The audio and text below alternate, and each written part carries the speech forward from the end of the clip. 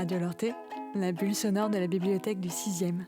À la découverte des coulisses de la bibliothèque du 6e avec Aline, responsable, et Justin, bibliothécaire. Au fait, c'est quoi une nouvelle bibliothèque ? En 2017, 3 bibliothèques sont sorties de terre. Gerland, 6e, puis la Cassagne, qui sont toutes les 3 construites sur le même modèle. Donc on a beaucoup parlé de nouvelles bibliothèques et 5 ans après, on a encore un peu tendance à utiliser ce vocabulaire-là, alors qu'en réalité, on n'a pas tant inventé un concept que ça. On s'est basé sur les modèles 3e lieu qui existaient par ailleurs. Ce sont des espaces qui sont conçus de manière beaucoup plus ouverte pour les publics, pour vraiment favoriser une forme de cohabitation et où la place du professionnel s'efface un petit peu plus pour donner vraiment une marge de manœuvre supplémentaire aux usagers qui inventent avec nous le fonctionnement du lieu. C'était quand même l'idée de départ d'ouvrir un lieu convivial où on puisse venir se poser pendant plusieurs heures, pouvoir passer d'un usage à un autre, bouquiner tranquillement, grignoter dans un coin, faire une partie de jeux vidéo. Voilà, une multitude d'usages dans un lieu ouvert à toutes les catégories de population, tous les âges. Donc ça pourrait s'appliquer évidemment aux autres bibliothèques du réseau et là où c'est un petit peu différent dans les 3 nouvelles, les bibliothèques de nouvelle génération, c'est surtout le jeu qui a fait son entrée, qui n'existait pas auparavant sur le réseau des bibliothèques de Lyon.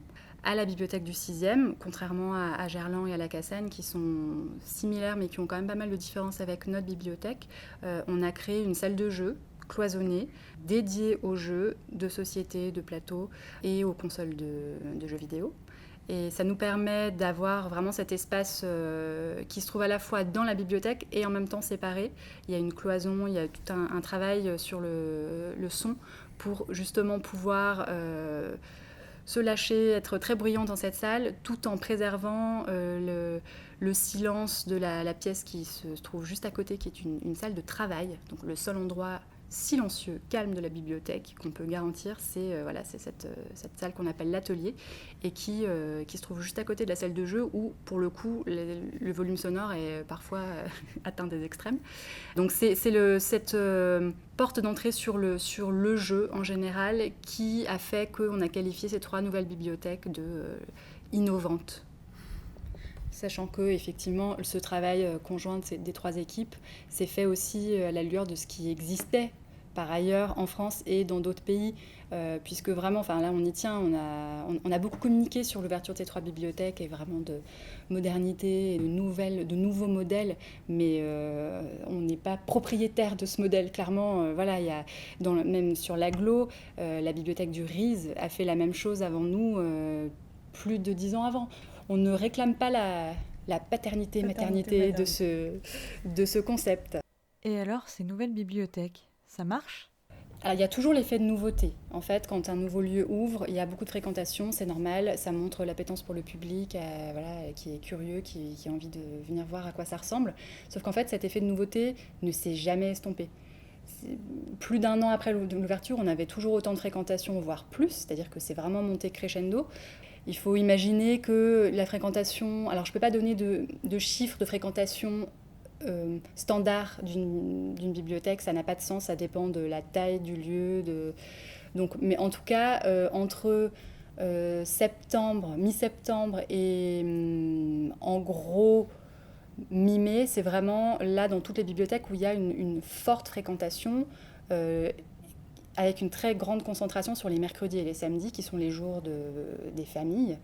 Et chez nous, ça commence... c'est très calme pendant les vacances scolaires, c'est un quartier dans lequel les gens partent beaucoup en vacances. Mais pendant l'année scolaire, on atteint des chiffres de fréquentation qui sont complètement délirants. Ça a été vrai dès le début, dès l'ouverture de la bibliothèque. 5 ans après, c'est toujours le cas. Il y a eu évidemment ces 2 années qui ont tout perturbé avec le Covid, mais... En fait, sur la fréquentation du mercredi, on est revenu à des chiffres d'avant Covid, il y a déjà quelques mois. Ça s'explique par la configuration de la bibliothèque, le fait qu'on soit à côté de la mairie du 6e avec les activités proposées aux familles. Voilà, il y a un gymnase, il y a une école de musique, il y a des cours de danse, la MJC, enfin pas mal de choses. Ce qui fait que les familles s'organisent pour venir à la fois à la bibliothèque tout en lâchant un enfant à une première activité, en venant à la bibliothèque avec leur deuxième enfant, ensuite en échangeant. Enfin voilà, on a une fréquentation presque captive. Ces activités existaient déjà dans l'ancienne bibliothèque, il y avait déjà une forte fréquentation, mais ce n'était pas à ce point. Le fait que le lieu soit convivial et que les gens y trouvent leur compte, en fait, cette fréquentation est durable, quoi.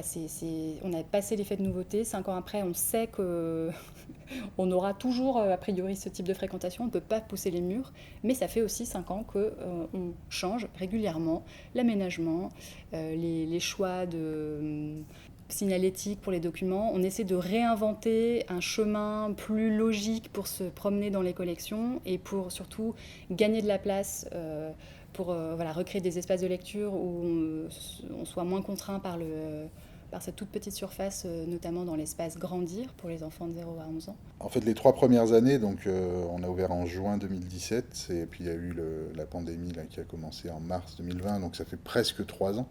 C'est ça, je ne me trompe pas.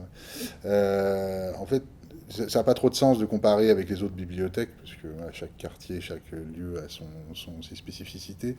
Mais si on compare à des périodes similaires, c'est-à-dire septembre 2017, septembre 2018, septembre 2019, on a remarqué une augmentation de fréquentation constante. En 3 ans, les chiffres n'ont pas arrêté d'augmenter sur la même période donnée pendant l'année. Je crois que le record de fréquentation, c'est juste avant la fermeture due à la pandémie, juste avant le confinement. Donc c'était au mois de mars. Au mois de mars, c'est la période où on a le plus de fréquentation dans la bibliothèque. Et ben en mars 2018, on avait, alors j'ai pas les chiffres en tête, mais on avait un certain chiffre. En mars 2019, il était supérieur, et en mars 2020, il était encore supérieur. Donc cet effet de nouveauté, comme tu dis, Aline, je sais pas combien de temps il est valable, mais en tout cas, nous, pendant 3 ans, on n'a pas arrêté d'avoir de plus en plus de fréquentation. Après, bon, voilà, depuis 2 ans, on a beaucoup plus de mal à quantifier, à comparer en tout cas. Mais effectivement, on est revenu sur certains jours à des chiffres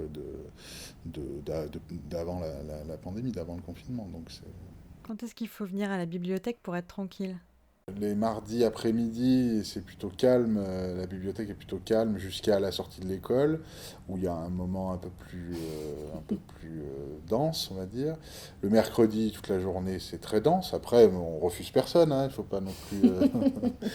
le jeudi, vendredi, c'est un peu comme le mardi. Et puis le samedi, c'est plutôt un public familial qui prend le temps. Et c'est aussi sympa de vivre à la bibliothèque à ce moment-là. On accepte tout le monde. Voilà, tout le monde, n'importe quand. C'était Radio Lorté, la bulle sonore de la bibliothèque du 6e. Merci à Aline, Justin et toute l'équipe de la bibliothèque municipale de Lyon.